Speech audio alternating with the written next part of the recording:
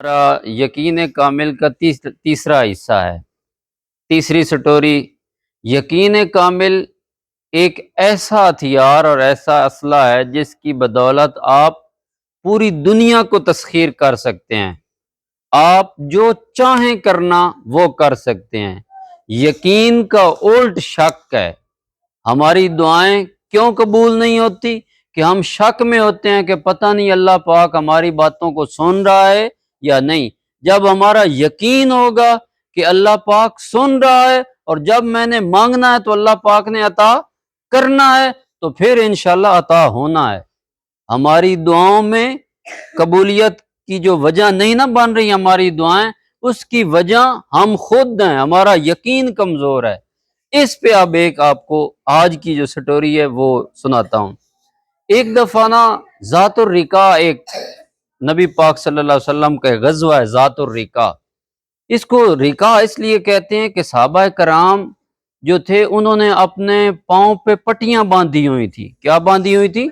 پٹیاں باندھی ہوئی تھی، زخمی ہو گئے تھے پاؤں چل چل کے، سواری ایک تھی، بندے زیادہ تھے تو باری باری چڑھتے تھے۔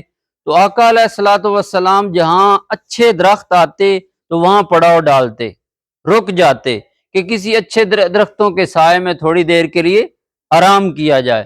اب نبی پاک صلی اللہ علیہ وسلم ایک سایہ دار درخت کے نیچے سو گئے، دوسرے صحابہ بھی قریب قریب والے درختوں میں جہاں جگہ ملتی تھی وہ بھی سو گئے۔ اب سوئے ہوئے تھے تو ایک کافر چپ کے آیا، اس نے نا نبی پاک کی تلوار، اپنی جو تلوار مبارک تھی وہ درخت کے ساتھ لٹکی ہوئی تھی۔ کس کے ساتھ؟ درخت کے ساتھ نبی پاک کی تلوار لٹکی ہوئی تھی۔ وہ آیا، اس نے وہی تلوار اٹھا لی۔ کیا کیا؟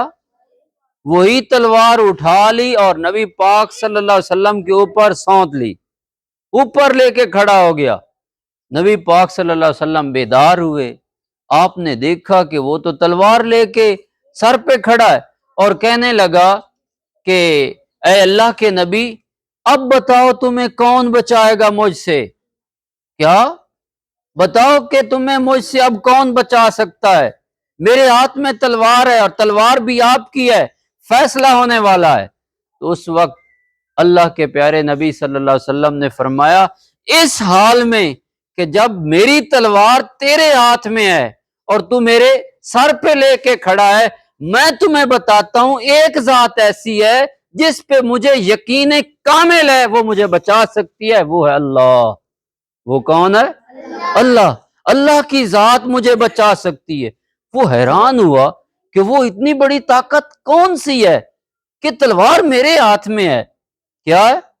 تلوار میرے ہاتھ میں اور بندہ جو میرا مجرم یا جو میرا مخالف ہے وہ میرے سامنے ہے، میں اس کو مارنے لگا ہوں اور یہ کہتا ہے مجھے اللہ بچا سکتا ہے۔ تو اس کے دل میں آیا کہ اللہ بہت بڑی پاور ہے۔ کیا آیا؟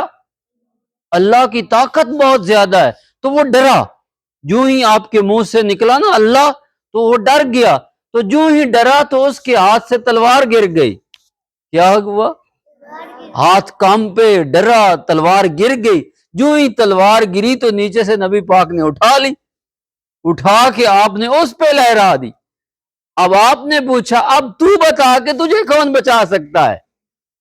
وہ حیران ہوا، چونکہ وہ بتوں کو ماننے والا تھا، اللہ کا ماننے والا نہیں تھا۔ تو اس نے کہا کہ اس وقت مجھے کوئی بھی نہیں بچا سکتا۔ آپ نے کہا نہیں، جس اللہ نے مجھے بچایا ہے نا وہی اللہ تمہیں بھی بچا سکتا ہے۔ کیا؟ وہی اللہ تمہیں بھی بچا سکتا ہے۔ وہ حیران ہوا۔ تھوڑی دیر ہوئی، نبی پاک کے صحابہ دوڑتے دوڑتے آئے۔ وہ دیکھتے ہیں کہ نبی پاک کے ساتھ ایک بندہ بیٹھا ہے اور آپ اس سے کہہ رہے ہیں کہ ہاں جی اب تمہیں امان دی جاتی ہے، لیکن اس سے پہلے کہ تم گواہی دے دو کہ اللہ ایک ہے اور میں اس کا رسول ہوں، یعنی کلمہ پڑھ لو، اشہد اللہ الہ الا اللہ و اشہد ان محمدن عبدہ و رسولہ، یہ کلمہ پڑھ لو۔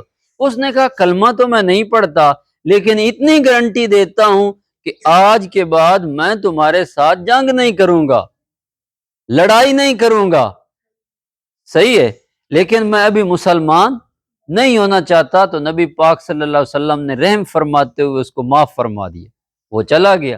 اب اس سے سمجھیں کہ دشمن کے ہاتھ میں تلوار ہے، لیکن ادھر یقین کامل ہے تو اس کی تلوار اثر نہیں کر رہی۔ تو اسی طرح اگر ہمارے اندر یقین کامل آ جائے تو ہمارے اوپر دنیا کے حملے کب اثر انداز ہو سکتے ہیں؟ تو لہٰذا ہمیں ضرورت ہے کہ ہم یقین کامل کو اپنائیں۔ اب اس سٹوری کو آج کی سٹوری ہے، اس کو اپنی ڈائریوں کی زینت بنا لیجیے۔